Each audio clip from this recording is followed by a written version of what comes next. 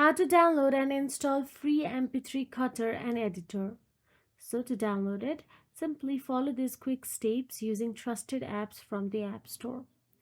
First of all you have to do is go to the home screen and tap on the App Store icon of level there.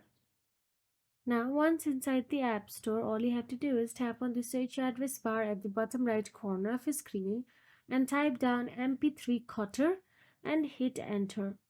Now you will get to see a list of MP3 cutter apps available.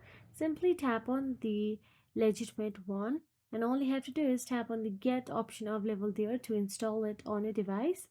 Then a confirmation will appear on your screen and tap on the install, and that is it. Now wait for a few minutes for your app to be installed. Then tap on the open the app and import your audio to start editing. So that is it. If you found this video helpful, please like, share and subscribe our channel, and thank you so much for watching.